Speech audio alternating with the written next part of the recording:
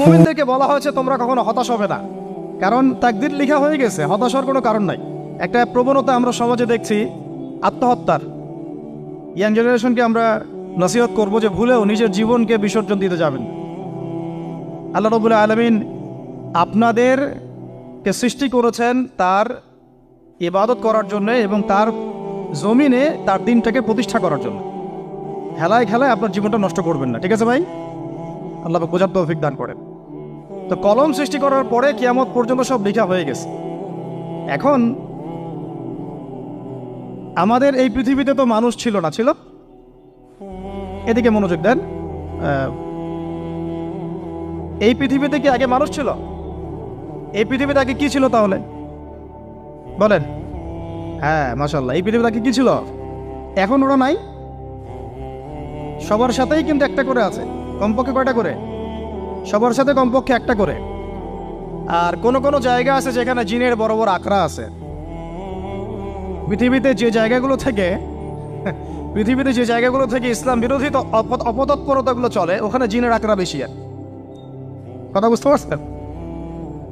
তো জিন জাতিকে আল্লাহ পাক ধ্বংস করে দিয়েছেন তাদের পাপের কারণ, আল্লাহ দ্রোহিতার কারণে, অবাধ্যতার কারণে। এখন আল্লাহ রাব্বুল আলামিন ইরাদা করলেন পৃথিবীতে আমাদেরকে সৃষ্টি করবেন, মানে মানুষকে সৃষ্টি করবেন। আল্লাহ পাক তার সমস্ত ফেরেশতাদেরকে একত্রিত করলেন। ঘটনাটা কিন্তু খুব ইন্টারেস্টিং। আমি জানি এখানে ওলামায়ে কেরামও আছেন, তবে আমি সবার জন্য প্রযোজ্য হয় এমন কথা বলারই চেষ্টা করছি, কারণ অনেকে হয়তো এগুলো নাও জানতে পারে। তো আল্লাহ পাকের ভাষায় আমি যদি বলি, আল্লাহ রাব্বুল আলামিন বলছেন, বা'দা আউযু বিল্লাহি মিনাশ শাইতানির রাজীম, وَإِذْ قَالَ رَبُّكَ لِلْمَلَائِكَةِ إِنِّي جَاعِلٌ فِي الْأَرْضِ خَلِيفَةً। হে নবী মুহাম্মদ সাল্লাল্লাহু আলাইহি ওয়াসাল্লাম, তুমি স্মরণ করো সেই সময়ের কথা যখন আল্লাহ তোমার রব সমস্ত ফেরেশতাদেরকে ডেকে বলেছিলেন যে ইন্নী জাইলুন ফিল আরদি খলিফা, আমি জমিনে মানে পৃথিবীতে আমার খলিফা পাঠাতে চাই। কি পাঠাতে চাই? আরো জোরে বলেন। আল্লাহ পাক বলেননি পৃথিবীতে মানুষ পাঠাতে চাই, পৃথিবীতে নতুন কোনো মাখলুক পাঠাতে চাই। আমাদেরকে আল্লাহ পাক সম্মানের শব্দে সম্মানিত করেছেন, বিশেষায়িত করেছেন। আমাদেরকে বলেছেন আমরা আল্লাহর খলিফা, আমরা আল্লাহর খলিফা। এখন আমরা আল্লাহর খলিফা, কিন্তু পৃথিবীতে মানুষ খিলাফা শব্দ সহ্য করতে পারে। হ্যাঁ, কি অদ্ভুত না? এটা কোরআনের কি শেষের দিকে আছে না প্রথম দিকে আছে? সূরা বাকারার একদম শুরুর থেকে 3টা 4টা 5টা পৃষ্ঠা উল্টালে দেখবেন এই একটা আছে। কোরআন তাহলে শুরু থেকে কখনো খুলেও দেখেনি সে ব্যক্তি। প্রমাণ হলো এটা, সে খুলেও দেখে নাই, অথবা দেখলেও সে এড়িয়ে গেছে। আল্লাহ পাক আমাদেরকে বললেন যে পৃথিবীতে আমি আমার খলিফা পাঠাতে চাই। তাহলে আদম আলাইহিস সালামকে আল্লাহ পাক মুহাব্বতের শব্দে, সম্মানের শব্দে বিশেষায়িত করলেন কি বলে? সুবহানাল্লাহ, সুবহানাল্লাহ। আর খলিফা কাকে বলে এটা আমি আপনাদেরকে বোঝাচ্ছি একটা দোয়া থেকে। এই যে গাড়িতে করে আমরা বাসা থেকে আসলাম বা যখন কোনো সফরে যাই, আমরা একটা দোয়া পড়ি, সুবহানাল্লাযী সাখখারা লানা হাযা ওয়া মা কুন্না লাহু মুকরিনিন ওয়া ইন্না ইলা রাব্বিনা লামুনকালিবুন। এতটুকু তো পড়ি নাকি? বা এগুলো পড়তে হবে? বইমেলায় এসেছি শুধু লেকচার শোনার জন্য না, ছবি তোলার জন্য না। আজকে জীবনটা পরিবর্তন করার নিয়াত করে যাইতে হবে, ঠিক আছে ভাই? বই প্রকাশ করা, ছাপানো, বিক্রি করা, লেখা, এর চেয়ে বড় কথা আমার জীবনটা ইলমের আলোয় আলোকিত করা। আমি বই লিখলাম ধরেন একটা, আমার মধ্যে সেই আমল নাই, লাভ নাই। লাভ আছে? আমি বই ছাপাইছি 100, 200, 500, 1000, আমি নিজেই আমল করি না, হবে? আগে আমল জরুরি। ইলমের সাথে আমলটা খুব বেশি জরুরি। আলেম তাকেই বলা হয় যে ইলম অনুযায়ী আমল করে। তাহলে আল্লাহ পাক বলেন লিমা তাকুলুনা মা লা তাফআলুন, তোমরা এমন কথা কেন বলো যে আমল নিজেরাই করো না? কাবুরা মাকতান ইনদাল্লাহ আন তাকুলু মা লা তাফআলুন, আল্লাহর কাছে সবচেয়ে গর্হিত একটা অপরাধ তোমরা একটা কথা বলবা কিন্তু আমল করবা না। তো দোয়াটা মুখস্থ করবেন। এই দোয়ার নিচে একটা অংশ আছে, আল্লাহুম্মা আনতা সাহিবু বিস সাফারি। আমার কথাটা শুনেন, খলিফার অর্থটা বুঝেন। অনেকে তো অনেকভাবে ব্যাখ্যা করে আর কি। আল্লাহুম্মা আনতা সাহিবু ফিস সাফারি, আল্লাহ তুমি এই সফরে আমার সাথী। সফরে বের হওয়ার সময় দোয়া পড়ছি আমরা, আল্লাহুম্মা আনতা সাহিবু ফিস সাফারি, আল্লাহ তুমি এই সফরে আমার সাথী। ওয়াল খলিফাতু ফিল আহলি ওয়া মালি, আল্লাহ আমি তো বাসায় নাই, আমার বাসার আহাল মালের খলিফা হচ্ছে তুমি আল্লাহ।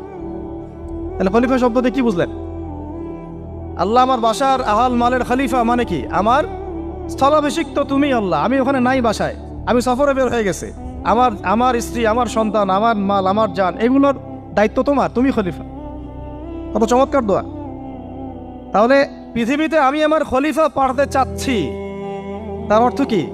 আল্লাহ রাব্বুল আলামিন এই পৃথিবীতে আমাদেরকে তার প্রতিনিধি বানিয়েছেন। সুবহানাল্লাহ, সুবহানাল্লাহ। তাহলে আমরা নিজেদের আত্মপরিচয় ভুলে গেলাম যে আমরা আল্লাহর প্রতিনিধি পৃথিবীতে, তাই না? আমরা এখন আব্রাহাম লিঙ্কনের পূজা করতেছি। আব্রাহাম লিঙ্কনের পূজা তো বুঝেন না আপনারা, এটা হচ্ছে ওই যে সোকল ডেমোক্রেসির পূজার। আদতে প্রকৃত গণতন্ত্র বলে কিছু নাই এই বিশ্বের মধ্যে, যা আছে এগুলো তথাকথিত আর কি, স্লোগান জাস্ট, আর কিছু না। এটা যারা চর্চা করে তারাও জানে, আমাদের কাছে তারাই বলে। আদতে এই আপনার কমিউনিজমের কথা বলেন, এই লেনিন স্টেলিনারিজমের কথা বলেন, আপনি মুসলিনের কথা বলেন, চাইনিজ দর্শনের কথা বলেন, রাশিয়ান দর্শনের কথা বলেন, আর এই যে আরেকটা কি চলতেছে সেকুলারিজমের কথা বলেন, ন্যাশনালিজমের কথা বলেন, এগুলো একটা তাত্ত্বিক মতবাদ শুধুমাত্র। প্রকৃত মতবাদগুলো আপনি পাবেন বিশুদ্ধ যেগুলো কোরআন এবং হাদিসেই, এর বাইরে নাই। তা আমরা কিন্তু আল্লাহর খলিফা পরিচয় দিতে এখন দ্বিধাবোধ করতেছি। এই জমিনে আল্লাহ পাক আমাদেরকে তার খলিফা বানিয়ে পাঠিয়েছে। এখন খলিফা হলাম কিভাবে? কিসের গুণে খলিফা হলাম? প্রশ্নটা এটা। আমাদের কি 10টা হাত, 10টা পা, বেশি শক্তি ফেরেশতাদের চাইতে, যে আমরা খলিফা হলাম কিসের ভিত্তিতে? আর কিভাবে হলাম এটা শুনুন। আল্লাহ পাক বলছেন, ওয়াল্লামা আদামাল আসমাআ কুল্লাহা।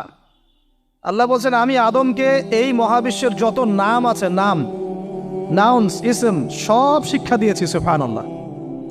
এই মহাবিশ্বের যত নাম, এখানে ইসম শব্দের অর্থ কিন্তু জ্ঞান। ইসম মানে কি? এখানে জ্ঞান। মহাবিশ্বের যে জ্ঞানগুলো আছে, এই জ্ঞানগুলো আল্লাহ পাক আমাদের আদি পিতাকে শিক্ষা দিয়েছেন। আমাদের আদি পিতাকে আল্লাহ নিজে শিক্ষা দিয়েছেন। সৃষ্টিগতভাবে আমরা জ্ঞানী ছিলাম না, আল্লাহ পাক আমাদেরকে জ্ঞান শিক্ষা দিয়েছেন। আমরা ফিলোসফির বইগুলো খুললে দেখবেন ওখানে বুদ্ধিবাদ নামে একটা মতবাদ আছে। মানে তারা বলে যে মানুষ সৃষ্টিগতভাবেই একজন বুদ্ধিদীপ্ত প্রাণী। এটা ভুল কনসেপ্ট। সৃষ্টিগতভাবে আমাদের মধ্যে জ্ঞান ছিল না, আল্লাহ পাক আমাদেরকে জ্ঞান শিক্ষা দিয়েছেন। কথা বুঝতে পারছেন? একটা মতবাদ তাদের আছে অভিজ্ঞতাবাদ, মানে মানুষ অভিজ্ঞতা থেকেই শিখে। আরেকটা আছে সমন্বয় মতবাদ, আপনারা তো এগুলো অনেকে পড়েছেন হয়তো। এর বাইরে যে একটা মতবাদ আছে যে আল্লাহর পক্ষ থেকে ওহী ভিত্তিক মানুষ জ্ঞান শিখে, এই মতবাদ কোনো দার্শনিকের বইয়ে স্থান পেল না। কি আফসোস, কি আফসোস। অথচ মুসলিম ঘরের দার্শনিক তারা। আমরাও পড়েছি ভাই, 4 বছর এই কারণে গেলেই। কি আফসোস, আল্লাহ পাকের ওহীর পক্ষ থেকে যে জ্ঞান আসতে পারে এইটা কনসেপ্টই নাই। অথচ এখানে কোরআনে আল্লাহ পাক বলছেন, ওয়াল্লামা আদামাল আসমাআ কুল্লাহা, আমি আল্লাহ আদমকে সমস্ত নাম শিক্ষা দিয়েছি। সুবহানাল্লাহ। এরপরে এই যে জ্ঞান আদম আলাইহিস সালামকে আল্লাহ পাক শিক্ষা দিলেন, এর ফলশ্রুতিতেই আল্লাহ পাক বললেন যে ওয়াইয কুলনা লিল মালাইকা উসজুদু লি আদম, হে ফেরেশতারা তোমরা এখন আদমকে সিজদা করো। কি ফেরেশতাদেরকে দিয়ে আল্লাহ পাক আমাদের পিতাকে সিজদা করালেন কিসের মানদণ্ডে? কিসের কারণে? জ্ঞানের কারণে। জ্ঞানের কারণে ফেরেশতাদেরকে আল্লাহ পাক বললেন যে এই নামগুলো বলে দাও তো তোমরা। তারা বলতে পারলো না। তারা বললো লা ইলম আল্লাহুম্মা লা ইলমা লানা ইল্লা মা আল্লামতানা। আল্লাহ আমাদের তো সেই জ্ঞান নাই, শুধু ওইটুকু জ্ঞান আছে যা আপনি আমাদেরকে শিখিয়েছেন। তখন আল্লাহ পাক বলেছিলেন যে আমি যা জানি তোমরা তা জানো না। আমি কি বলি নাই যে আমি আসমান জমিনের গায়েবের সব খবর জানি? তখন আল্লাহ বললেন যে তোমরা সবাই সিজদা করো আদমকে।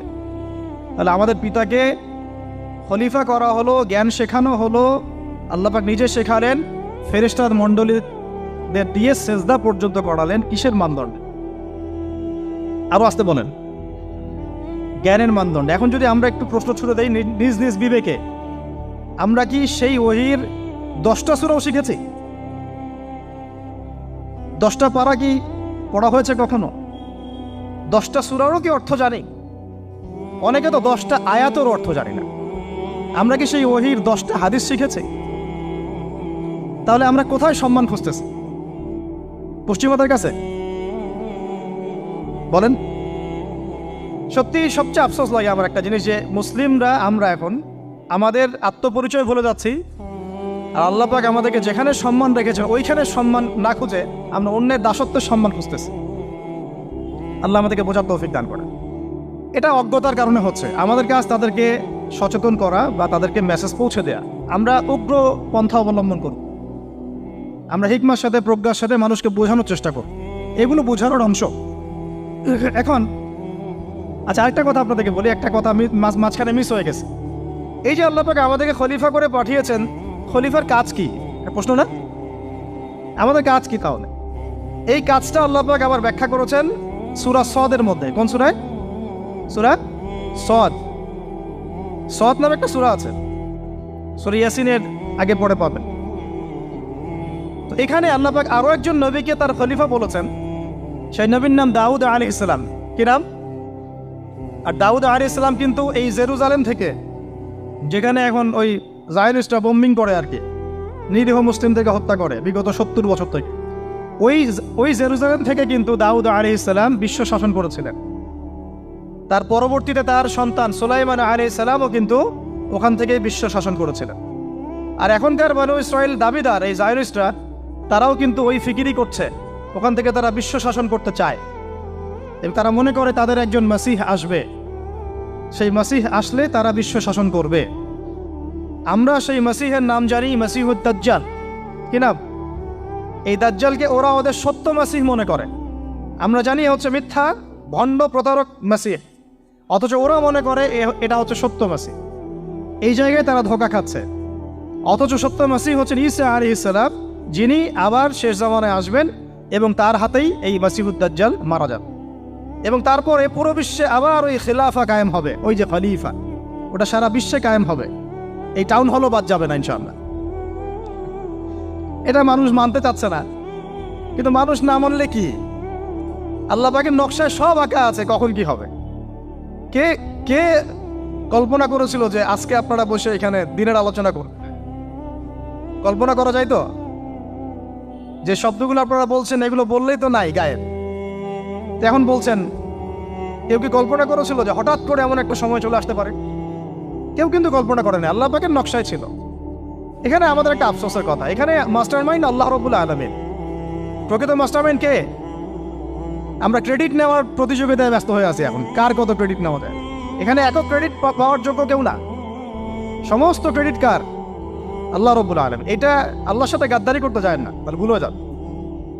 কারণ আমি বারবার বলেছি আপনাদেরকে, কোরআন থেকে একটা শিক্ষা আমরা শিখেছি, একটা কম যখন মাজলুম থাকে, দুর্বল মাজলুম জুলুমের শিকার হচ্ছে, আল্লাহ পাক সেই কমটাকে বাঁচান, কোনো না কোনো একজন ত্রাণকর্তাকে পাঠান, কোনো একটা সূরতে আল্লাহ পাক সেই কমকে বাঁচায় দেন।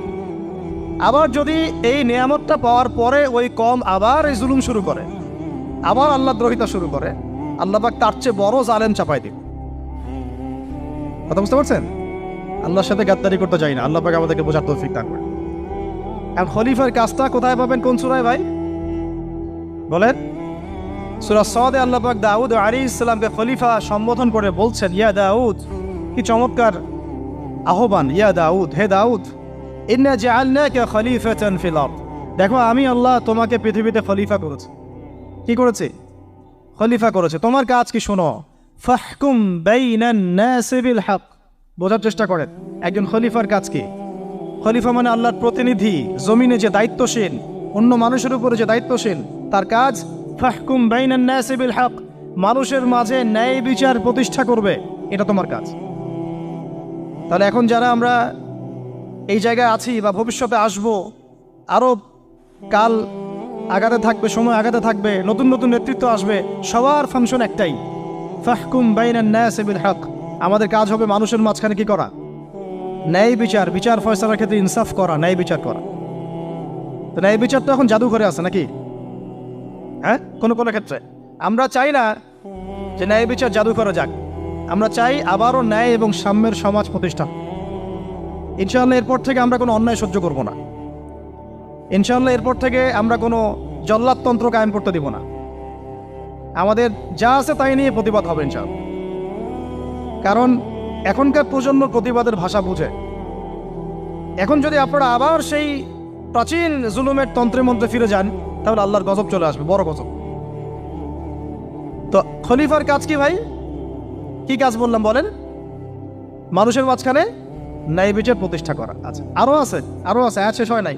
আল্লাহ পাক বলছেন ওয়ালা তাত্তাবিউল হাওয়া।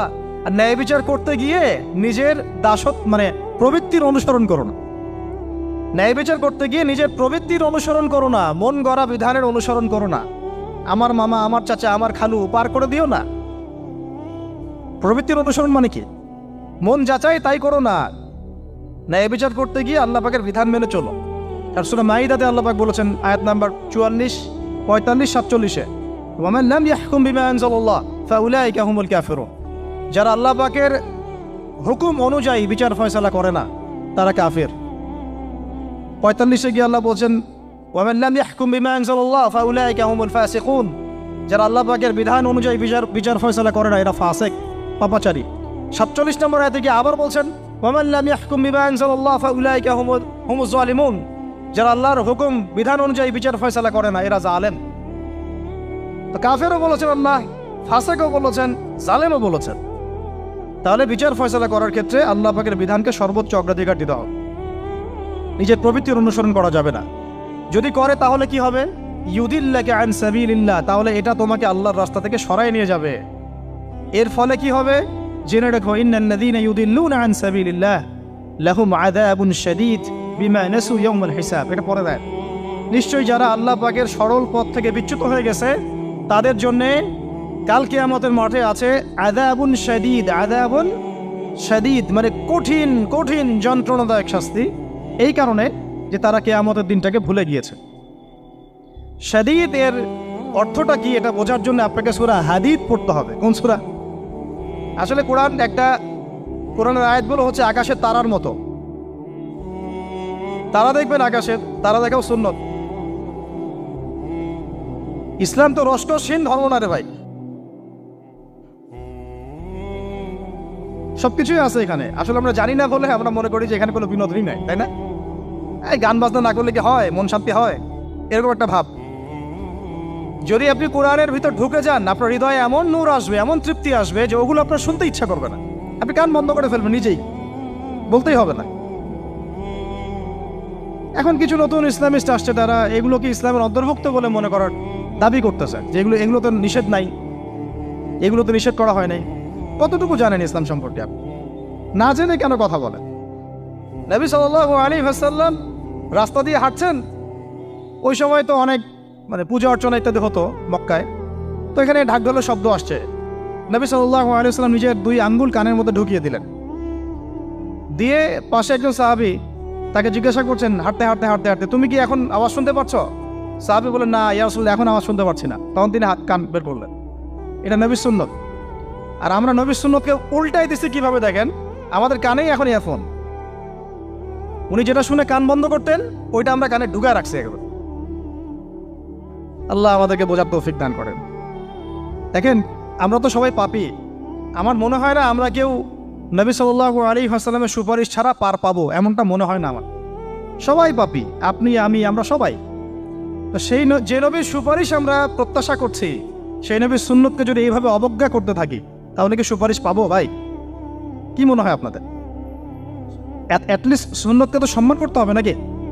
আল্লাহ বোঝার তৌফিক দান করেন। আমি তাহলে যেটা বলছিলাম যে আল্লাহ পাকের বিধান অনুযায়ী বিচার ফয়সালা করতে হবে, এটা খলিফার কাজ।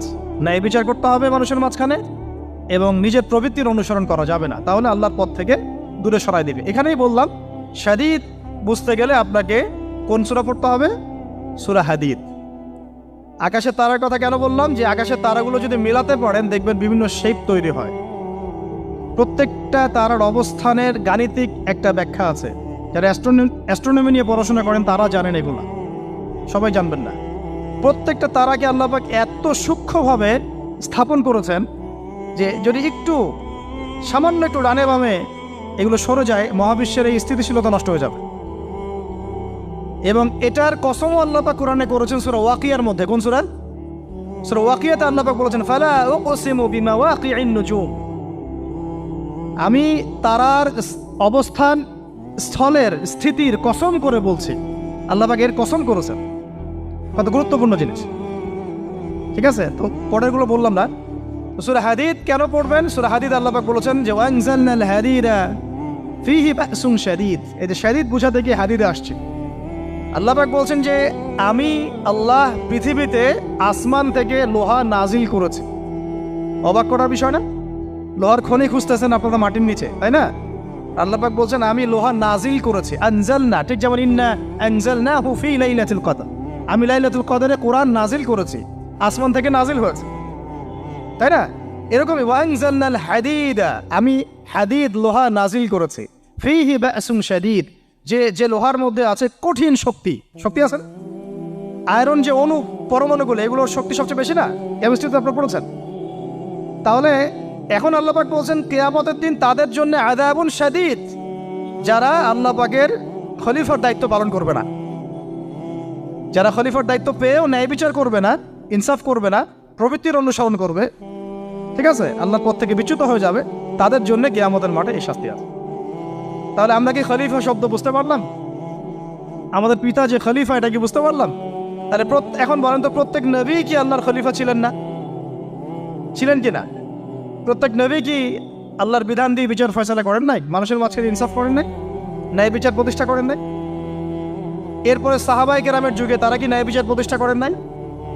তাহলে হঠাৎ করে কি হলো বিশ্ববাসীর মধ্যে যে একেবারে কোরআন হাদিস এর মৌলিক বিষয়গুলো, এগুলো সব পাশ কাটিয়ে আমরা মানব রচিত বিধানগুলোর দিকে চলে গেলাম?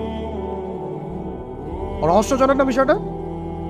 এটা হচ্ছে দাজ্জালীয় একটা শাসন আসতেছে সামনে।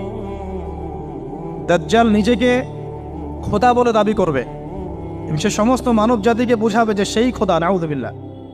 সে অনেক ভেলকি দেখাবে, মানুষকে তার দিকে টেনে নিয়ে আসবে, এমনকি সে এক হাতে জান্নাত এক হাতে জাহান্নাম নিয়ে করবে। নবীজি বলেছেন যে তার জান্নাতে প্রবেশ করবে ওটাই তার জাহান্নাম, আর যে তার জাহান্নামে প্রবেশ করবে সেটাই হচ্ছে জান্নাত। তাহলে পুরো বিশ্ববাসীকে আল্লাহ থেকে দূরে সরিয়ে একটা গডলেস ওয়ার্ল্ডে রূপান্তরিত করার একটা তৎপরতা চলছে, লক্ষ্য করতেছেন না? এটা মূলত আপকামিং যে দাজ্জালীয় সভ্যতার ভবিষ্যৎবাণী নবীজি করেছেন, এই দিকেই ওয়ার্ল্ড যাচ্ছে আস্তে আস্তে ওই দিকে যাচ্ছে।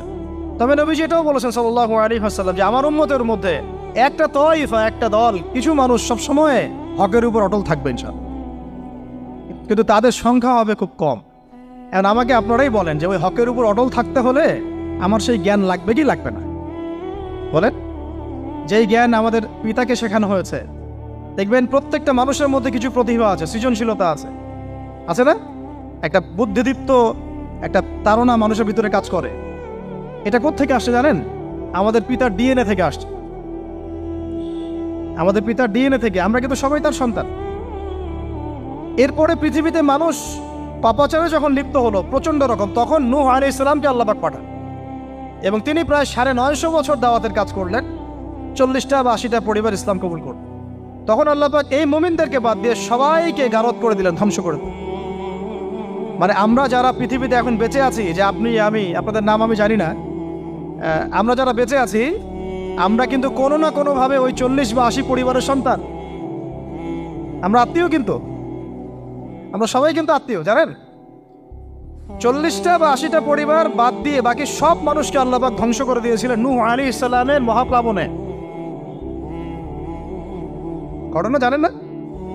40 বা 80টা পরিবারকে বাদ দিয়ে বাকি সবাইকে আল্লাহ পাক ধ্বংস করেছেন ওই মহাপ্লাবনে। তাহলে এখন এই বিশ্বে যত মানুষ আছে তারা কয়টা পরিবারের সন্তান? ওই 40-80। আমরা কোনো না কোনোভাবে একে অপরের আত্মীয় হই, মুসলিম অমুসলিম সবাই, মুসলিম অমুসলিম সবাই। আমরা যে অসাম্প্রদায়িকতার কথা বলি না, এই শব্দটাকে ভালো অর্থে নেওয়া যায়। কি অর্থে? অন্যান্য ধর্মাবলম্বী মানুষ যারা, তারা তাদের ধর্ম স্বাধীনভাবে পালন করবে, কোনো সমস্যা নেই, আমরা তাদের এই কাজে বাধা দিতে যাব না। একইভাবে আমরা আমাদের ধর্ম স্বাধীনভাবে পালন করব, তারা এখানে কোনো বাধা দিতে পারবে না। সিম্পল। তারা তাদের উৎসব তাদের মতো পালন করবে, আমরা আমাদের উৎসব আমাদের মতো পালন করব। না আমি মূর্তি পাহারা দিতে যাব, আর না আমি মূর্তি ভাঙতে যাব। সিম্পল। আমি পাহারাও দিতে যাব না, ভাঙতেও যাব না। সিম্পল। আমরা কি কুরবানিতে তাদেরকে বলতে পারবো ভাই আসেন আমার বাসায় দাওয়াত খান? এটা হয় কখনো? লাকুম দীনুকুম ওয়ালিয়া দিন, আপনাদের দিন আপনাদের, আমাদের দিন আমার। সিম্পল।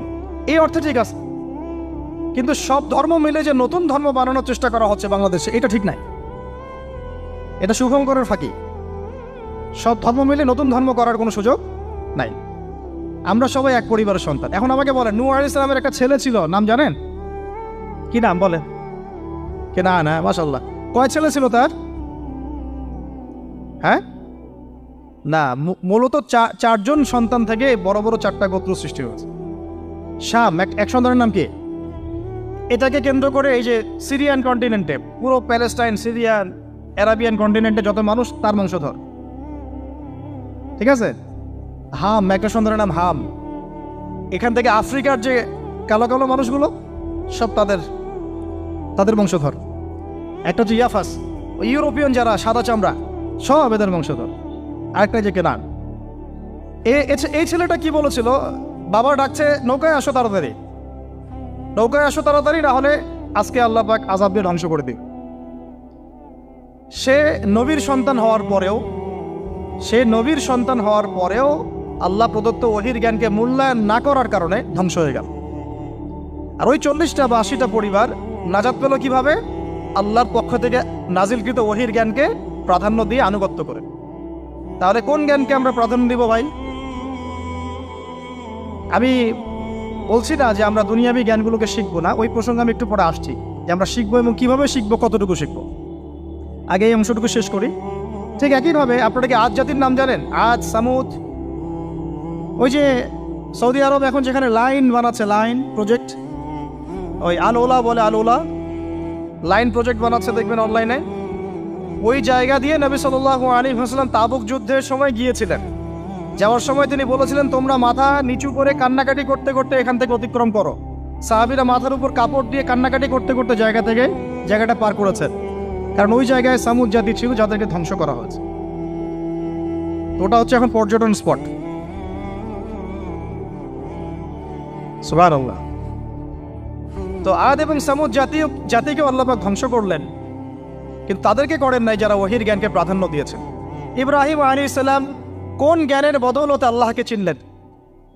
মানব রচিত জ্ঞান নাকি আল্লাহর পক্ষ থেকে নাজিলকৃত জ্ঞান? বলেন। মূসা আলাইহিস সালাম কোন জ্ঞানের বদৌলতে ফিরআউনের মতো এই যে কি বলবো প্রতাপশালী একজন শাসকের সামনে দাঁড়িয়ে বুক ফুলিয়ে ইসলামের দাওয়াত দিলেন? কোন জ্ঞানের আলোকে? ওহীর জ্ঞান। আর ওহীর জ্ঞান যখন নাজিল করা হয়েছে তখন তিনি দোয়াটা পড়ছিলেন, রব্বি ইশরাহ লি সাদরি ওয়া ইয়াসসির লি আমরি ওয়াহলুল উকদাতাম মিন লিসানি ইয়াফকাহু কওলি। প্রত্যেক নবী, ইউসুফ আলাইহিস সালাম কারাগারে 12 বছর থেকেছেন। কত বছর? 12 বছর। আমাদের অনেক ভাই এরকম 5 বছর, 7 বছর, 10 বছর, 12 বছর থেকেছে আছে।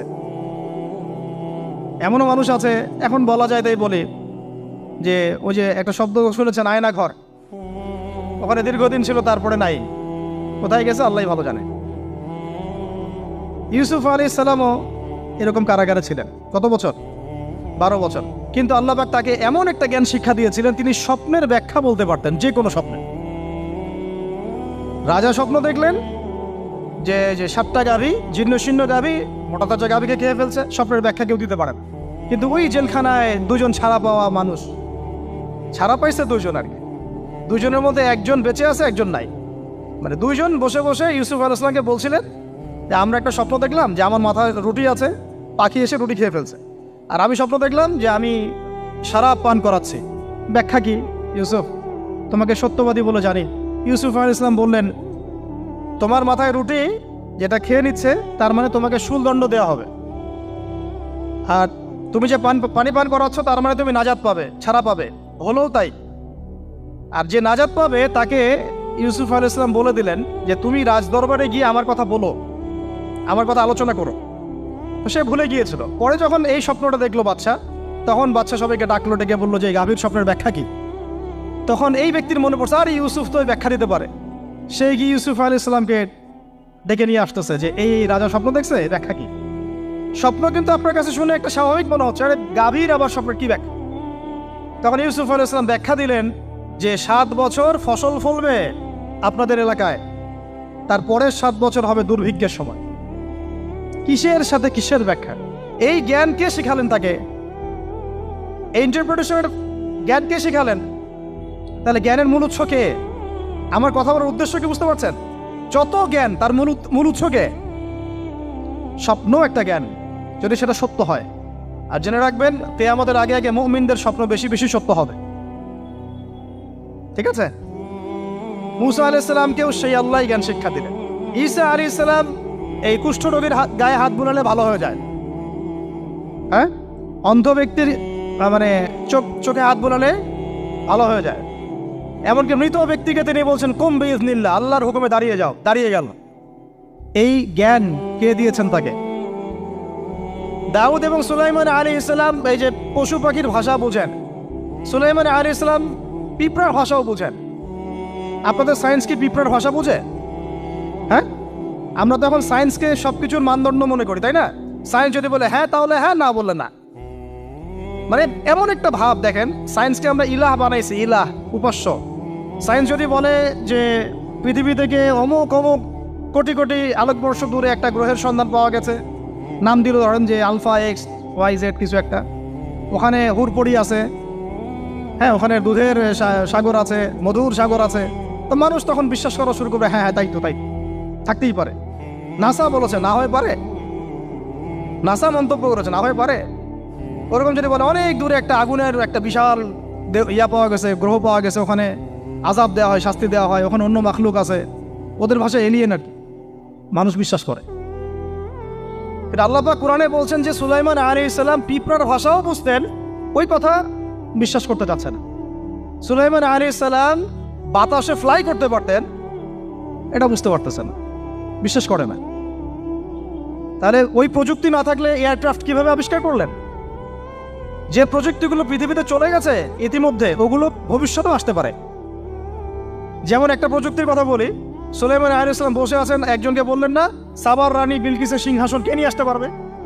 একজন বললো যে আপনি উঠে দাঁড়াইতে যতক্ষণ সময় লাগে এর মধ্যে নিয়ে আসুন। উনি বললেন যে হবে না, এটাতে হবে না, তুমি স্লো, তুমি 3G 4G না, এত স্লো স্পিডে আমার হবে না। এই কথা বলেন নাই, মজা করলাম আর কি। আমাদের ইউটিউবাররা আবার এই অংশ কাট করে আবার প্রচার করে দিতে পারে। দেখেন কিসের সাথে কি ব্যাখ্যা করলো। কোরআনকে 3Gর সাথে তুলনা করলেন আবু তহাদ না, ব্যাস কাম সারা দেশে ওইটাই ইস্যু তখন। মহা মুসিবত, মানে বাঙালি জাতির মধ্যে দিন প্রচার করা। আমাদের সালাফদের ভাগ্য ভালো যে তারা আগেই, মানে এই প্রযুক্তি আসার আগেই দুনিয়া থেকে তারা চলে গেছে। মুশকিল না, যত ইস্যু এগুলোর কারণেই সৃষ্টি হয়। তো যাই হোক, প্রসঙ্গে আসি, কোথায় ছিলাম ভাই, যে কথা হারায় ফেললাম। হ্যাঁ, আরেকজন বললেন যে না, আপনি চোখের পলক ফেলতে যতক্ষণ লাগে এর মধ্যে দেখবেন সিংহাসন সামনে। সুবহানাল্লাহ, কি প্রযুক্তি বলেন! এই প্রযুক্তির সামনে কি বিশ্ববাসী যেতে পেরেছে? দেখেন সুলাইমান আলাইহিস সালামের বাতাসে ফ্লাই করাটা কিন্তু এখন পৃথিবীতে খুব কমন হয়ে গেছে। আমরা সবাই ফ্লাই করতেছি বাতাসে, তাই না? যদি আপকামিং কোনো সময় আপনি দেখেন যে এইরকম চোখের পলকেই একটা বস্তু আরেকটা জায়গা থেকে এক জায়গায় চলে আসতেছে, আমি অবাক হব না ইনশাআল্লাহ। কারণ কোরআনে অতীতে এই ঘটনার দলিল আছে। বুঝাতে পারতেছি না? এক কথায় সমস্ত জ্ঞানের মূল উৎসকে। এরপরে আসেন, অত আর লম্বা করছি না, আমাদের নবী মুহাম্মদ সাল্লাল্লাহু আলাইহি ওয়াসাল্লাম আসেন, আমরা তো তার উম্মত। 23 বছরে, একটু মনোযোগ দেন, এটা আলোচনার লাস্ট পার্ট, ঠিক আছে? 23 বছরে তিনি পুরো জাহেলিয়াতকে পরিবর্তন করে দিয়েছেন। কত বছরে? 23 বছর। আপনারা কি জানেন যে আইয়ামে জাহিলিয়াতে আসলে কি কি সমস্যা ছিল? কেন ওই যুগটাকে আমরা জাহিলিয়াত বলি? বেসিক্যালি 5-6টা সমস্যা ছিল। কয়টা? 5-6টা। 1 নম্বর শিরক। 1 নম্বর কি? আমার সাথে বলেন। শিরক আমাদের ওয়ার্ল্ডে নাই, এটা তো গ্লোবাল শিরক চলতেছে এখন। শুধু ধর্মীয় শিরক চলতেছে না, কিন্তু এখন শিরক হচ্ছে পলিটিক্সে, শিরক হচ্ছে ইকোনমিক্সে, শিরক এডুকেশনেও আছে, শিরক কালচারের মধ্যেও আছে। কথাগুলো বুঝতে হবে একটু গভীরভাবে। তখন সমস্যা ছিল রিবা, সুদ। এখন নাই। রিবা ছাড়া কোনো সিস্টেম আছে এখন ওয়ার্ল্ডে? আমি গতকালকে একটা হাদিস মোতালা করছিলাম সুদ সংক্রান্ত। নবীজি বলেছেন সাল্লাল্লাহু আলাইহি ওয়াসাল্লাম যে একটা যুগ আসবে সামনে, সুদবিহীন কোনো মানুষই চলতে পারবে না। যে চলতে চাইবে তার গায়েও সুদের ছিটা ফোটা গিয়ে লাগবে। আসে নাই সেই যুগ? সুবহানাল্লাহ, কিভাবে তিনি এত স্পেসিফিকলি কথাগুলো বলতে পারেন? নিশ্চয়ই তিনি এমন একজন সত্তার কাছ থেকে জ্ঞান পেয়েছেন যিনি সব জানেন, অতীত বর্তমান ভবিষ্যৎ, তাই না? এমনকি নবীজি বলেছেন ইমামুল মাহদির সময় যে 10 জন ঘোড়সাওয়ার বের হবে এবং তারা গিয়ে খোঁজ নিতে যাবে যে দাজ্জাল বের হয়েছে কিনা, নবীজি বলছেন আমি সেই 10 জনের নামও জানি, তাদের বাবার নামও জানি। সুবহানাল্লাহ, সুবহানাল্লাহ। কিয়ামতের মাঠে আলী রাদিয়াল্লাহু আনহু, আবু বকর রাদিয়াল্লাহু আনহু, ওমর, উসমান রাদিয়াল্লাহু আনহুম আজমাইন, তাদের হিসাবটা কেমন হবে ওইটাও নবী সাল্লাল্লাহু আলাইহি ওয়াসাল্লাম আগেই বলে দিয়েছে। সবচেয়ে দ্রুত হিসাব হবে এই উম্মতের আলী ইবনে আবি তালিব রাদিয়াল্লাহু আনহু। যাবেন, বেরোবেন, শেষ। কি মানুষ, তার জীবনীটা পড়ে দেখবেন। আমি শেষের দিকে বলে দিব আপনাদেরকে আজকে, এবং এটা রেকর্ডেড থাকবে, ইনশাল্লাহ অনলাইনে দিয়ে দিব, যে আপনারা কোন কোন সাবজেক্টের বই কিনবেন। বইমেলা তো শুধু মানে আসলেন একটা র্যান্ডমলি বই কিনলেন এমন না, টপিক ধরে ধরে সাবজেক্ট ওয়াইজ বই কিনতে হবে। ঠিক আছে ভাই? বই কেনার পিছনে টাকা পয়সা খরচ যদি না করেন, মানে দিনের জন্য অর্থ ব্যয় করার মানসিকতা না থাকে, এলেম পাওয়া যাবে। অনেক মুহাদ্দিস নিজের গায়ের জামা খুলে দিয়ে পর্যন্ত বই নিয়ে বাসায় গিয়েছে, জানেন? তাদের সমস্ত সম্পত্তি বিক্রি করে দিয়েছেন বই কেনার জন্য। আজকে সকালে আমাদের এক ভাই মজাকারা করছিলেন যে আমারই এক ওস্তাদ, বাংলাদেশের অনেক বরেণ্য একজন আলেমে দিন, প্রবীণ আলেমে দিন, তার কথা আলোচনা হচ্ছিল যে তিনি কিতাব পড়তে পড়তে পড়তে হঠাৎ একটা কিতাব তিনি খুঁজে পাচ্ছেন না। তো ছাত্রদেরকে পাঠালেন যে খুঁজে নিয়ে আসো তো, কোথায় আছে, কেউ খুঁজে পায় না। তিনি নাকি ওযু করে এসে নামাজ, 2 রাকাত নামাজ পড়ে বাচ্চার মতো হাউমাউ করে কান্নাকাটি শুরু করলেন, আল্লাহ আমার সেই কিতাব কোথায় গেল, আমার কিতাবটা এনে দেন। তলাবুল ইলম কাকে বলে দেখেন, ইলমের তালেব, ইলমের ছাত্র কাকে বলে? এই যে ইলমের ছাত্র, আমরা কি ছাত্র হইতে পারছি? একটা বইয়ের দাম যদি দেখি 100 টাকা, বাস আমাদের গায়ে লাগে। 100 টাকা দিয়ে তো আপনার গার্লফ্রেন্ডকে নিয়ে বসতে গায়ে লাগে না, বসলে তো 500 টাকা চলে যায়। আর এখনকার মেয়েরা তো খায়ও বেশি, ডেটিংয়ের সময় আর কি, তাই না? অনেকে দেখা যায় যে এটাকেই প্রফেশন বানায় ফেলছে না। জিনা থেকে বাঁচতে হবে, জিনা থেকে বাঁচতে না পারলে কলবে আল্লাহ নূর আসবে না। আল্লাহ পাক আমাদের কথাগুলো বোঝার তৌফিক দান করেন, আমিন। জিনা, আবার বলছি, জিনা থেকে বাঁচতে হবে, অন্যথায় কলবে নূর আসবে না। আল্লাহ পাক আমাদেরকে বোঝার তৌফিক দান করেন, আমিন। কোথায় ছিলাম ভাই? বলেন। 1 নাম্বার কি ছিল? শিরক। 2 নাম্বার রিবা, সুদ। ওইটা বলতে গিয়ে হাদিসটার কথা বলেছিলাম। এই সুদটা কি এখন বেশি না কম? এখন সুদ মানুষ খাচ্ছে, যুক্তিও দিচ্ছে যে এই যুগে এখন সুদ না খাইলে কি চলে। একদিন একটা মসজিদে বয়ান করছিলাম, তো মসজিদে বয়ানের মাঝখানে একজন দাঁড়ায় গেল, দাঁড়ায় আমাকে বলছে যে উস্তাদ, হুজুর বুঝলাম আপনার সব কথা ঠিক আছে, এখন আমার 1 লাখ টাকা ধার লাগবে, আমি কোত্থেকে নিব? বলেন, আসলে উত্তর দিবেন কি? হ্যাঁ, সুদের ক্ষতিকর বিষয়গুলো যেমন বলতে হবে, সুদবিহীন ব্যাংকিং সিস্টেম এবং অর্থনৈতিক ব্যবস্থাও তো চালু করতে হবে। সেটা কি? সেটা হচ্ছে যাকাত। সেটা কি? যাকাত, সাদাকা এবং কর্জে হাসানা, এগুলো তো চালু করছি না আমরা শুধু কথা বলছি তাত্ত্বিক যে সুদ হারাম। আমিও তো অনেক জায়গায় বলছি, কারণ বলতে হচ্ছে, না আপনারা জানাতে তো হবে। সুদের পাপের সবচেয়ে নিম্ন শাখা হচ্ছে মায়ের সাথে জেনা করা, সর্বোচ্চ শাখা হচ্ছে আল্লাহ এবং তার রাসূলের সাথে যুদ্ধ করা। একটা হাদিস বুখারীতে এরকমও আসছে, বুখারীতে কি তিরমিজিতে, আমি রেফারেন্সটা বলে যাচ্ছি, তবে হাদিসটা সহিহ। নবী সাল্লাল্লাহু আলাইহি ওয়াসাল্লাম বলেছেন, যে ব্যক্তি 1 দিরহাম সুদ খায় সে যেন 36 বার জেনা করে। আর আপনারা তো জানেন, এটা আমার বলার দরকার নাই, 4 শ্রেণীর মানুষকে নবীজি অভিশাপ দিয়েছেন, যে নিজে খায়, তারপরে যে সুদ দেয়, যে লিখে রাখে, যে সাক্ষী থাকে। আমি বলতে যাচ্ছি, আইয়ামে জাহিলিয়াতে এই সুদটা ছিল, আমাদের এই বর্তমান ওয়ার্ল্ড অ্যাফেয়ার্সে নাই। বাংলাদেশ একটা কান্ট্রি হিসেবে চিন্তা করবেন না, আপনি গ্লোবালি চিন্তা করবেন, কারণ এখন একটা দেশ স্বতন্ত্রভাবে চলতে পারে না। ওয়ার্ল্ড ব্যাংকের সাথে আপনাকে ডিল করতে হবে, IMF এর সাথে। আমি যদি প্রেসিডেন্ট হই, তাও আমাকে করতে হবে, আপনি হলে আপনাকে করতে হবে। তো কথা বলে তো শুধু কথা বলে লাভ নাই, আপনার বিকল্পটা কি? আসলে বিকল্প ব্যবস্থাটা কি? এটা তো মূল কথা। ইকোনমিক্স নিয়ে কতগুলো কিতাব আছে এখানে, ইসলামিক ইকোনমিক্স নিয়ে আমরা কতগুলো কিতাব ছাপাইছি, বর্তমান ওয়ার্ল্ড অ্যাফেয়ার্স নিয়ে আমরা কতগুলো কিতাব ছাপাইছি। নবী সাল্লাল্লাহু আলাইহি ওয়াসাল্লাম বলেছেন, শেষ জামানার সবচাইতে আমার উম্মতের উপর ভয়াবহ ফিতনা হচ্ছে মাসিহুদ দাজ্জাল। কি নাম বলে? এখন আপনি আমাকে মাদ্রাসার পুরো সিলেবাসে কন্টেন্টে আমাকে দাজ্জাল নিয়ে একটা ফ্যাকাল্টি দেখান, আছে? কয়টা কিতাব আছে?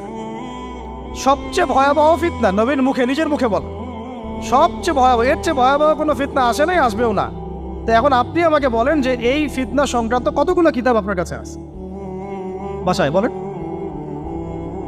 তাহলে গ্যাপস আছে না আমাদের মধ্যে? গ্যাপ ফিল আপ করতে হবে। কথাগুলো বলার উদ্দেশ্য হচ্ছে গ্যাপটা ফিল আপ করা। তো এই রিবার সমস্যাটা এখনো আছে। আল্লাহ পাক আমাদেরকে রিবা মুক্ত জিন্দেগি দান করে না। এবং আমি রিকোয়েস্ট করব বিনয়ের সাথে যে আমাদের ঊর্ধ্বতন কর্তৃপক্ষ যারা আছেন, শুধু একটা কাজ করেন না, একটা কাজ একটা বছর করেই দেখেন না কি হয়। প্রত্যেকটা মুসলিম, অমুসলিমদের কথা বলছেন, যেহেতু এটা খিলাফা স্টেট না, সেহেতু অমুসলিমরা এখানে জিজিয়া দিবে না। খিলাফা স্টেটে অমুসলিমরা জিজিয়া দেয়, এটা তো খিলাফা স্টেট না, এটা তো ডেমোক্রেটিক স্টেট এবং সেকুলার স্টেট। শুধু মুসলিমদের কাছ থেকে যাদের নিসাব পরিমাণ সম্পদ হয়েছে জাকাত দেওয়ার, সবার কাছ থেকে রাষ্ট্রীয়ভাবে বাধ্যতামূলক জাকাত নেন, দেখেন না অর্থনীতি সচল হয় না হয় না।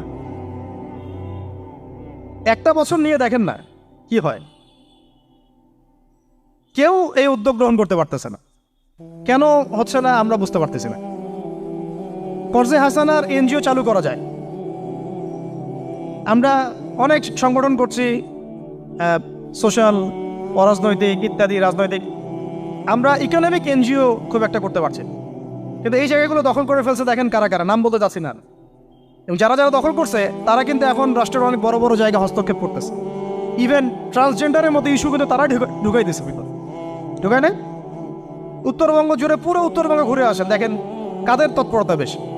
নীলফামারীতে সফর করে দেখলাম যে ওখানে একটা গ্রামের মধ্যে 24টা এনজিও কাজ করতেছে, শুধুই সব। তারপরে মানুষ তামাক চাষ করে খাচ্ছে। একটা দল দাবি করতেছে নবী সাল্লাল্লাহু আলাইহি ওয়াসাল্লাম ছাড়াও আরও নাকি নবী আসতে পারে, নাউযুবিল্লাহ। এবং ওই যে মির্জা গোলাম আহমেদও তাদের অন্তর্ভুক্ত। মানুষ ওই দলের নাম লেখাচ্ছে চাকরির জন্য, ব্যবসা করতেছে তারা দেশের মধ্যে। আরে ভাই, শুধুমাত্র তাত্ত্বিক কথাবার্তা না, আসলে আমাদের সংগ্রামটা কিন্তু বহুমুখী। শুধু ইলম অর্জন তো একটা বেসিক জিনিস, এই বেসিকটাই এখনো হচ্ছে না আমাদের। ইলম অর্জনটা বেসিক জিনিস, এটাই হচ্ছে না। এরপরে আপনার অর্থনীতি সমৃদ্ধ করা, সংস্কার করা, সমাজ সংস্কার করা, রাজনৈতিক অঙ্গনগুলোর মধ্যে যে অরাজকতা, এগুলোকে সংস্কার করা, কত কাজ আমাদের। কিন্তু আমরা কিন্তু একটা জায়গাতেও স্থির নাই। ইভেন একটা মাসালাতেও আমরা এক জায়গায় আসতে পারতেছি না, ঐক্যবদ্ধ হতে পারতেছি না। আমরা খুবই ব্যাকডেটেড চিন্তা করতেছি এই জায়গাতে। অথচ আমাদের উচিত ছিল এই প্রবলেমগুলোকে আরও 30-40 বছর আগে সলভ করা। তাহলে এখন হয়তো আপনি ভালো কিছু পেতেন। আমাকে একটা প্রতিষ্ঠান দেখান যেখানে নুরানি থেকে নিয়ে, মানে নুরানি থেকে দাওরা বা ক্লাস নার্সারি থেকে মাস্টার্স, এরকম সিলসিলায় ইসলামিক শিক্ষা এবং জেনারেল শিক্ষাকে একত্রিত করে একটা সিলেবাস মেনটেন করে পড়ানো হচ্ছে। আমাকে কয়েকটা প্রতিষ্ঠানের নাম বলেন, আমি ওখানে আমার মেয়েকে ভর্তি করাবো। আমাকে দেন, রেডিমেড দেন, আমার ছেলেকে ভর্তি করাবো। আমরা ফিকির করতেছি না। এটা হওয়া উচিত ছিল বিগত 30 বছর আগেই। আমি আপনাদেরকে বলি যে প্রকাশনা সংস্থার ভাইরা আছেন অনেকে এখানে। ধরেন আমাদের রংপুরের কোনো ভাই আপনাদেরকে পুরো 1 বিঘা জমি দিল, বা ধরেন 5 বিঘা জমি দিয়ে দিল, ঠিক আছে? আর আমরা সবাই মিলে দেশবাসীর কাছ থেকে টাকা কালেক্ট করে একটা কনস্ট্রাকশন দাঁড় করে, প্রতিষ্ঠান দাঁড় করালাম। একেবারে অনার্স, মানে নুরানি থেকে নিয়ে, মানে প্লে গ্রুপ থেকে নিয়ে মাস্টার্স, এরকম ফ্যাকাল্টি আর করলাম। এখন ভাই আপনারা যারা বই প্রকাশ করতেছেন, আমাকে কি আপনারা বই দিতে পারবেন? প্রত্যেকটা ক্লাসে আমি কোন কোন বই পড়াবো পারবেন? আমাকে কি সিলেবাস দিতে পারবেন? কথা বলেন। প্লে গ্রুপে কোন কোন বই পড়াবো আমাকে দেন। নার্সারিতে দেন, STD 1-এ দেন, 2-তে দেন, 3-তে দেন, 5-এ দেন। এভাবে আপনি আমাকে ক্লাস 10 পর্যন্ত দেন। তারপরে কি আপনি আমাকে অনার্স, মাস্টার্স, এই ফ্যাকাল্টিগুলো আলাদা আলাদা, এগুলো কি ইউনিভার্সিটি আদলে আপনি কি আমাকে সাজা দিতে পারবেন? আমরা জায়গা দিব, টাকা দিব, প্রতিষ্ঠান করে দিব। প্রকাশনা সংস্থা থেকে কি আমরা এতটুকু পেতে পারি? তাহলে কাজের ক্ষেত্র আসলে কোনগুলা? আজকে আদনান ভাইয়ের একটা বই নিয়ে পড়তেছেন, কালকে অমুক ওস্তাদের একটা বই নিয়ে পড়তেছেন, আজকে এইটা, কালকে সেইটা। কনস্ট্রাকটিভ পড়াশোনাটা কোথায়? ধরেন এই যে আমাদের এক ভাই, পরিচিত ভাই, ওই ভাই যদি বলে যে আমি ভাই একসময় দিনের পথে ছিলাম না, এখন ইসলামের পথে আসছি, তো আমি এখন আলেম হইতে চাই। কি হইতে চাই? আলেম হইতে চাই, কিন্তু আমার মাদ্রাসায় পড়ার কোনো সুব্যবস্থা নাই। আচ্ছা, এখন কি তাকে আমরা 5 বছর বা 10 বছরের মধ্যে আলেমের সমপর্যায়ে নিয়ে যেতে কি পারবো? সেই সিলেবাস কি আমার কাছে আছে? বলেন। অথচ বিশ্বাস করেন, আরবি ভাষা না জানলে কেউ কোরআন জানতে পারবেই না। আমি এখন এটা শক্ত করে বলি যে কোরআন শেখা যেমন ফরজ, আরবি ভাষাটা শিক্ষা করাও ওয়াজিব। এখন আমাদের 80% জেনারেল শিক্ষিত ছেলেপেলে কিভাবে আরবি শিখবে? কিভাবে তারা আকীদা শিখবে? কিভাবে তারা কোরআনের তাজবিদ শিখবে, তাদাব্বুর শিখবে, তাফসির শিখবে, হাদিসের এরাব দেওয়া শিখবে, এবারত পড়া শিখবে, কিভাবে তারা নাহু সরফের জ্ঞান অর্জন করবে, কিভাবে তারা উসুলের জ্ঞান অর্জন করবে, কিভাবেই বা তারা বড় বড় ধরেন ফেকা শাস্ত্রের জ্ঞান, তারপরে এদিকে উসুলে হাদিসের জ্ঞান, তাফসিরের জ্ঞান, আরও বড় বড় ফ্যাকাল্টিগুলো, কিভাবে তারা বড় পর্যায়ের আলেম হবে আমাকে বলেন। প্রোডাক্ট দেন, প্রোডাক্ট, এবং এমন এমন আলেমের প্রোডাক্ট যে আলেমরা সারা ওয়ার্ল্ডকে ডিল করতে পারে, মানে ইন্টারন্যাশনাল স্কলার। এখান থেকে যাবে ইউকেতে গিয়ে দাওয়াতি কাজ করে আসবে, অস্ট্রেলিয়ায় গিয়ে দাওয়াতি কাজ করে আসবে, মালয়েশিয়ায় গিয়ে দাওয়াতি কাজ করে আসবে, আন্তর্জাতিক মানের আলেম আমরা কি জেনারেল শিক্ষিত ব্যাকগ্রাউন্ড থেকে তৈরি করতে পারবো? পারছি কি? আর আপনারা আমাকে বলেন তো ভাই, যে কত পার্সেন্ট মানুষ জেনারেল শিক্ষিত আর কত পার্সেন্ট মানুষ মাদ্রাসায় শিক্ষিত? কাদের পরিসংখ্যানটা বেশি? তারা কি, তাদের কোনো অবদান রাখার কোনো সুযোগ নাই? এখন যদি এই ক্লাসিক্যাল পড়াশোনা না হয়, ইলমের এই গভীরতায় না যায় এবং বড় বড় ওলামায়ে কেরামদের সোহবতে তারা না আসে, তাহলে কিভাবে তারা বিশুদ্ধ ইসলাম শিখবে আর প্রচার করবে আর প্রতিষ্ঠা করবে? তো প্রশ্ন কিছু করে গেলাম। আজকে প্রশ্নগুলো রেখে যাচ্ছে এই কারণে, যেগুলো নিয়ে আপনারা ভাববেন যে আপনারা আমাকে একটা ইসলামিক ইউনিভার্সিটি করার মতো বইপত্র আমাকে বানায় দেন না। দায়িত্ব নেন কেউ, আপনারা সবাই মিলে দায়িত্ব নেন। আমি এখানে একটা স্কুল আছে আমাদের ছোট্ট, তহাজিন নুরাইন ইসলামিক স্কুল। এই স্কুল আমরা করেছি প্লে, নার্সারি, কেজি 1, 2, 3, 4, 5 এতটুকু, ট্রাইলিঙ্গুয়াল, মানে বাংলা মিডিয়াম, আর Bangla medium English version, medium না ইংলিশ ভার্সন, আর অ্যারাবিক। এই সিলেবাসটুকু করতে, এই 8টা ক্লাসের সিলেবাস করতে আমাকে 7 দিন 8 দিন একেবারে বাংলা বাজার ঘাটাঘাটি করে, ওই আমরা আগে তো ইংলিশ মিডিয়ামে পড়াশোনা করতাম, ওই অক্সফোর্ডের বই ঘাটাঘাটি করো, ব্রিটিশ কাউন্সিলের বই ঘাটাঘাটি করো, তারপরে ওদের ম্যাথামেটিক্স, ওদের সায়েন্স, আবার এই মাদ্রাসার অ্যারাবিক, আবার এই সরকারি কারিকুলামের বই, এগুলো ঘাটতে ঘাটতে ঘাটতে একটা সিলেবাস আমরা দাঁড় করাতে পারছি। মাত্র 5টা ক্লাস পড়তে পারবে। এরপরে এটা করতে গিয়ে যে দেখলাম যে আসলে এগুলোর যে এত ঘাটতি আছে বাজারে, রেডিমেড কোনো প্রোডাক্ট এগুলোর নাই। থেকে ঘুরে ফিরে কি সেই আমরা একই জিনিসই চর্চা করতে থাকবো, নাকি আমরা একটু বহির্বিশ্বে যেভাবে দিন প্রচার হচ্ছে এই মান দিতে পারি? এটা আমাদের উচিত না করার কাজটা? হ্যাঁ, এটা তো আমাদের হাতে রাষ্ট্রীয় ক্ষমতা নাই, থাকলে না হয় উপরের লেভেল থেকে এগুলো করা যায় খুব সহজ। বরং উপরের লেভেলে যারা আছেন তারা তো আরও ট্রান্সজেন্ডার ঢুকাচ্ছেন, আপনারা তো এলজিবিটি ঢুকাচ্ছেন। তাহলে এই কাজগুলো কাদের করতে হবে? তাহলে বেসরকারিভাবে করতে হবে। এখন আমরা যারা বইকে ভালোবাসি, জ্ঞানকে ভালোবাসি, আল্লাহকে ভালোবাসি, রাসূলকে ভালোবাসি, চাই যে আমরা যা করছি আমাদের পরের প্রজন্মটা মানুষের মতো মানুষ হোক। কাজ কি কম না বেশি আমাদের বলেন? সেই ক্ষেত্রে কাজগুলো কিন্তু ওইভাবে হচ্ছে না ভাই। একটা বিষয়ের বই সবাই ছাপাচ্ছি, কেন? কি দরকার আছে? একটা বিষয়ের বই আমি সবাই ছাপাচ্ছি। একটা জিনিস, একটা হিস্ট্রি, একটা কিতাব, অনেকগুলো প্রকাশনী আপনারা করতেছেন। একই বই ফাইজুল কালাম সবাই করতে আছে। একটা বই তাসাউফ আত্মশুদ্ধি, অনেক প্রকাশনী করতেছে, কপি করতেছে। ভাই আমাদের কি কাজ? কি দুনিয়ার স্বার্থ উদ্ধার করা, না আমার দিনের কোনো খেদমত? আমার কথায় মাইন্ড করবেন না, আমি মাইন্ড করার মতো কথা বলছি না। আমি বলছি আপনাদেরকে আরও যেন কনস্ট্রাকটিভ হয় কাজগুলো। মানে আপনাদের সাথে আমি বসবো ইনশাল্লাহ আবার আলাদা করে, যে একটা আমাকে পুরো শিক্ষা ফর্মুলা আমাকে দিবেন, মানে প্রত্যেকটা ক্লাসের বই রেডি করে দিবেন, যাতে আমরা প্রতিষ্ঠান বানালেই একদম পুরা কমসে কম ক্লাস 1 থেকে 10 ঢেলে দিতে পারি, আমার পরিশ্রম করতে না হয়। ওখানে বাংলা মিডিয়ামের বই থাকবে, ইংলিশ মিডিয়ামেরও থাকবে, এবং অ্যারাবিক তো থাকবেই। একটা গঠনমূলক সিলেবাস, যেটা পড়লে আমার ছেলে মাশাআল্লাহ হাফেজও হবে, এদিকে মাশাআল্লাহ সে ইংরেজিতেও দক্ষ হবে, সায়েন্সেও দক্ষ হবে। এক পর্যায়ে যখন সে এসএসসি পাস করবে, সে দেখবেন যে যার রাস্তা বেছে নিচ্ছে। বেস আমি তাকে করে দিছি 10 পর্যন্ত। এখন সে ডক্টর হোক আর ইঞ্জিনিয়ার হোক, আর না হয় যদি আল্লাহর খলিফাই হয়, কোনো সমস্যা নেই। সমস্যা আছে? এটা দরকার ছিল ভাই, আরও 30 বছর আগেই দরকার ছিল। আমরা যেটা পাই নাই, এটা আমাদের আফসোস। আর এই জেনারেল ব্যাকগ্রাউন্ড থেকে এইরকম জায়গায় উঠে এসে এই যে এগুলো কথাগুলো বলা বা এই কাজগুলো করা, এগুলো সবাইকে হয়তো আল্লাহ পাক এভাবে কবুল নাও করতে পারে। এর পিছনে অনেক গল্প থাকে, অনেক হিস্ট্রি, অনেক ত্যাগ, অনেক আত্মত্যাগ, এগুলো সবাই হতে পারবে না।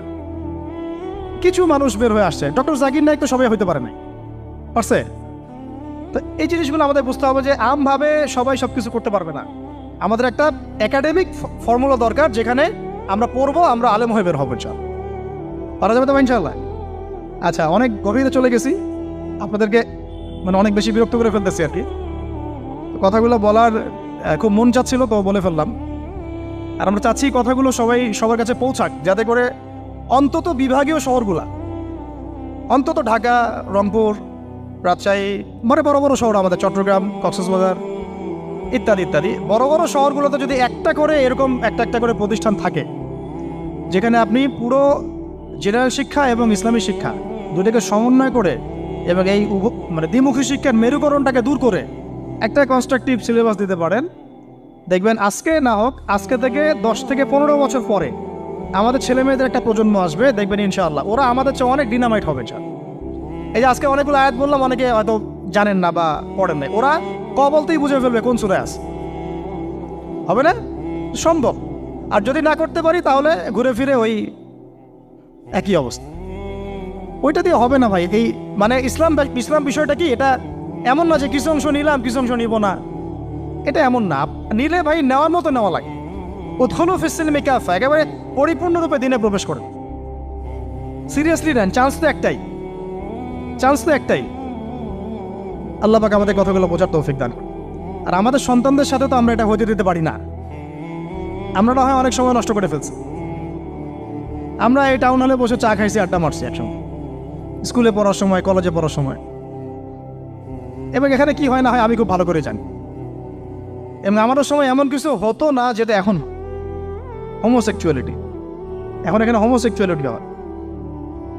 তাহলে বলেন এগুলো আমাদের জিম্মেদারি না? আচ্ছা, রংপুরে, অন্তত রংপুরের শহরে এইরকম উদ্যোগ নিতে পারবেন কারা কারা? হাত তুলেন দেয়। আমি যে কথাগুলো বললাম, কার কার সাহস আছে? এগুলো তাত্ত্বিক কথা বলে চলে গেলে কাজ হবে না। বইমেলা একবার হয়েছে, এরপরের বইমেলা না হয় আপনাদের প্রতিষ্ঠানের ক্যাম্পাসে করবেন, সমস্যা কি? রংপুরে অন্তত পক্ষে এরকম একটা ক্যাম্পাস গড়ে তোলেন। যার যা আছে তাই নিয়ে নামেন। কারো অর্থ থাকলে, কারো জমি থাকলে, কারো বুদ্ধি থাকলে, কারো প্রকাশনা সংস্থা থাকলে, কারো টিচার প্যানেল থাকলে আসেন, রংপুরে একটা কিছু করে দেখাই। আর সবাই যদি তাকায় থাকি একজনের দিকে, যে আদনান ভাই করবে, অমুক ভাই করবে, তমুক ভাই করবে, তারা তো হলো না। কারণ আমরা তো কারো উপর নবী হয়ে আসি নাই। সবাই মিলে হাত লাগালে তখন কাজ করা যাবে ইনশাআল্লাহ। এমন এই প্রতিষ্ঠানগুলোর দরকার আছে না নাই? এর গুরুত্বটা বোঝার যোগ্যতা আল্লাহ পাক আপনাদেরকে দান করেন, দোয়া করি আমি। তো ভাই আর লম্বা করতেছি না, আমি শেষের অংশটুকু বলে শেষ করে দিচ্ছি যে এই সুদ আর শিরক যেমন ওই সময় ছিল এখনও আছে। আর ওই আইয়ামে জাহিলিয়াতের সেই সুদ আপনি দেখলেন, এখন শিরক দেখলেন। মাদক আছে না নাই? আইয়ামে জাহিলিয়াতের মাদক, আইয়ামে জাহিলিয়াতের এই নারী জাতির অবমাননা আছে না সমাজে? নাই? আর ব্যাখ্যা করতে যাচ্ছি না, আপনারা জানেন সব। আর আইয়ামে জাহিলিয়াতে ছিল একটা গোত্রীয় হানাহানি, দ্বন্দ্ব, মারামারি, এখন সমাজে নাই? এটাই তো চলতেছে এখন সমাজে। তো এখন এই জাহেলিয়াতের সমাজটাকে মাত্র 23 বছরের মধ্যে আমাদের নবীজি চেঞ্জ করে দিয়েছে। কত বছর? এখন আপনারা আমাকে বলেন তো যে তিনি কি কোনো জাদু করছেন? তিনি কি কোনো জাদু দেখাইছেন সমাজে এসে? মানুষকে মারছেন? মানুষকে কি তিনি মানে কঠোর ছিলেন? তিনি, তার কাছে আল্লাহর ফেরেশতা আসতো, তিনি কি সেই শক্তি কাজে লাগায় একদম সমাজের মানুষকে জোর করে ইসলাম কবুল করাইছেন? তিনি কি করছেন 23 বছরে? এটা বলেই শেষ করে দিব। তবে তার আগে শুধু এতটুকু বলবো, 23 বছর পরের মক্কাটাকে একটু দেখেন। 23 বছরের পরের মক্কাটাকে একটু দেখেন। ওই মক্কাতে কি কোনো শিরক আছে? হ্যাঁ, 23 বছর পরের মক্কা, ওখানে কি কোনো শিরক আছে? ওখানে কি কোনো সুদ আছে? কোনো মাদক আছে? বলেন। কোনো নারীর অবমাননা আছে? কোনো গোত্রীয় হানাহানি আছে? তার 23 বছরের মধ্যে পুরো সমাজটাই চেঞ্জ করলেন কিভাবে? জাদু তো করেন নাই, মানুষকে তো অত্যাচার করেন নাই, কটু কথাও বলেন নাই, এমনকি তিনি কারো গায়ে হাতও তোলেন নাই, তাই না? একটা কাজই তিনি করেছেন, সেটা হলো এই যে কোরআন এবং সুন্নাহর যে জ্ঞান, এই ওহীর জ্ঞানটাকে তিনি সবার মাঝখানে ছড়াই দিয়েছেন। এই তো কাজ। তারপরে সেই জ্ঞান যখন মানুষ শিখেছে, তার উপরে আমল করেছে, এবং সেই জ্ঞান এর উৎস আল্লাহ রাব্বুল আলামিন, তার কাছে আত্মসমর্পণ করেছে, নবীর কাছ থেকে আত্মশুদ্ধি অর্জন করেছে, এবং হালাল খেয়েছে, পরিবার গঠন করেছে, প্রজন্মকে তৈরি করেছে, সৎ কাজে আদেশ করেছেন, অসৎ কাজে নিষেধ করেছেন, প্রয়োজনে কখনো হিজরত করেছেন, কখনো মার খেয়েছেন, কখনো সবর করেছেন, কখনো বা জিহাদও করেছেন। এভাবে আস্তে আস্তে পুরো আরবের মধ্যে দিনটা প্রতিষ্ঠা হয়ে গেল। তাহলে মূল উৎসটা কি ছিল? জ্ঞান। মূল উৎসটা কি ছিল বলেন? জ্ঞান। আর এই জ্ঞানটার চর্চায় আমাদের সবাইকে করতে হবে। আল্লাহ পাক আমাদেরকে তৌফিক দান করে দেন। এর চর্চা করতে গেলে আমাদের সমাজে এখন দুইটা রাস্তা, এর বাইরে আপনি কোনো রাস্তা দেখবেন না, হয় মাদ্রাসা ব্যাকগ্রাউন্ড অথবা জেনারেল ব্যাকগ্রাউন্ড, এই তো। সমন্বিত কোনো প্রচেষ্টা খুব বেশি দেখা যাচ্ছে না। আজকে আমার কথা বলার মধ্যে একটা অন্যতম একটা গুরুত্বপূর্ণ পার্ট হচ্ছে সমন্বিত প্রচেষ্টা এখন থেকে নেওয়া উচিত। এতে আপনারা এগ্রি করেন না করেন না? যদি এগ্রি করেন তাহলে প্রত্যেকটা জায়গায় এরকম কিছু কিছু প্রতিষ্ঠান গড়ে তোলার চেষ্টা করেন। ইনশাআল্লাহ আজকে না হোক, আজকে থেকে 10-15 বছর পরে ফলাফল পাওয়া যাবে। ঠিক আছে ভাই? আল্লাহ পাক আমাদেরকে বোঝার তৌফিক দান করেন। শেষ করার আগে খালি কয়েকটা সাবজেক্ট বলবো। এখন যারা জেনারেল স্টুডেন্ট, আপনাদের তো মাদ্রাসায় যাওয়ার কোনো সুযোগ নাই, বা গেলেও আপনারা একাডেমিক্যালি পড়তে পারেন না। তাই আমি কয়েকটা সাবজেক্ট বলে দিচ্ছি, এই সাবজেক্টগুলো ধরে ধরে বই কিনবেন এই বইমেলা থেকে। ঠিক আছে? অন্তত প্রত্যেকটা সাবজেক্টের একটা করে বই কিনবেন। রাজি আছেন? রাজি নাই? অন্তত প্রত্যেকটা সাবজেক্টের একটা করে বই কিনবেন। সাবজেক্ট 1 নাম্বার হচ্ছে আল কোরআন। 1 নাম্বার কি? আপনাকে কোরআন তেলাওয়াত করা শিখতে হবে। কোরআন তেলাওয়াত শেখার কি বই আছে খুঁজে বের করেন।